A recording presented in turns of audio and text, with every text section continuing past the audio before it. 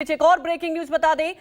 अरविंद केजरीवाल की अर्जी पर सुनवाई पूरी हुई। हाईकोर्ट ने केजरीवाल पर फैसला सुरक्षित रखा है। केजरीवाल ने ईडी की गिरफ्तारी को चुनौती दी थी। इस वक्त की बड़ी खबर आपको बता दें, हाईकोर्ट ने केजरीवाल पर फैसला सुरक्षित रखा है। हमारे वरिष्ठ सहयोगी प्रभाकर मिश्रा जुड़ चुके हैं। प्रभाकर, जानना चाहेंगे क्या कुछ हुआ आज कोर्ट में, क्योंकि जो चुनौती दी गई थी फैसला को सुरक्षित रखा गया है।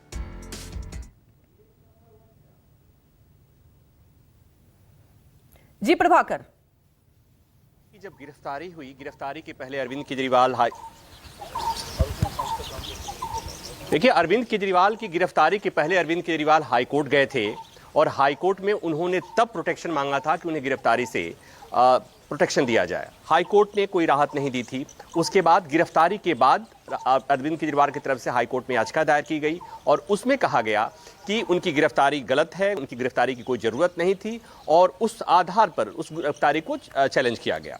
सुनवाई हुई और कल विस्तृत सुनवाई हुई। करीब 4 घंटे की सुनवाई के बाद से हाईकोर्ट ने फैसला सुरक्षित रख लिया। तकनीकी तौर पर कहें कि फैसला सुरक्षित रखते हुए हाईकोर्ट ने यह भी कहा केजरीवाल पक्ष के वकील को कि आपको जो चीज़ें और कहनी है वो रिटन सबमिशन लिखित में आप कोर्ट में कल तक यानी आज दोपहर तक जमा कर दें।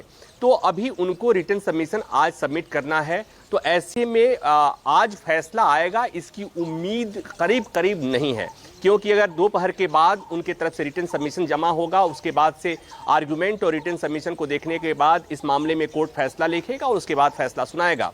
लेकिन ये सुनवाई बहुत महत्वपूर्ण रही। जो कल सुनवाई हुई थी निश्चित तौर पर वो बहुत महत्वपूर्ण रही, क्योंकि जो केजरीवाल की तरफ से बार बार ये बातें कही गई कि केजरीवाल को गिरफ्तार करने की जरूरत नहीं थी, केजरीवाल की गिरफ्तारी जो prevention of money laundering act का सेक्शन 50 है उसके अकॉर्डिंग नहीं हुआ और वो केजरीवाल की गिरफ्तारी इसलिए की गई ताकि वो लोकसभा चुनाव के दौरान उनको निष्क्रिय किया जा सके।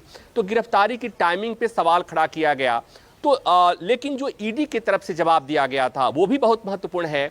ईडी की तरफ से जवाब दिया गया कि किसी भी आरोपी को किसी भी क्रिमिनल कोई अधिकार नहीं है कि वो ये कहे कि उसे गिरफ्तार नहीं किया जाए। तो इस तरह से ईडी ने कहा कि अरविंद केजरीवाल चूंकि जिस पार्टी पर आरोप है घोटाले का, जो ये कथित शराब घोटाला है, वो आम आदमी पार्टी से जुड़ा हुआ है और आम आदमी पार्टी के अरविंद केजरीवाल आम आदमी पार्टी के प्रमुख हैं। ईडी ने कहा कि ये जो पॉलिसी बनी थी, पॉलिसी में मुख्य भूमिका थी अरविंद केजरीवाल की। तो ऐसे में अरविंद केजरीवाल के खिलाफ पुख्ता आरोप हैं, इतने तथ्य हैं, इतनी चीज़ें हैं कि और दूसरी बात एक और कि अरविंद केजरीवाल के खिलाफ जांच जो है वो बहुत ही शुरुआती स्टेज में है। ऐसे में उनको रिहा नहीं किया जा सकता। तो दोनों पक्ष की बातें सुन ली है हाईकोर्ट ने और फैसला सुरक्षित रख लिया गया है। जैसा मैंने कहा कि आज संभावना बहुत कम है कि आज इस मामले में फैसला आएगा। तो उम्मीद की जा सकती है कि आज के बाद कभी फैसला आए, आज फैसला आए इसकी उम्मीद कम है। जब हाईकोर्ट ये फैसला सुनाएगा कि अरविंद केजरीवाल की गिरफ्तारी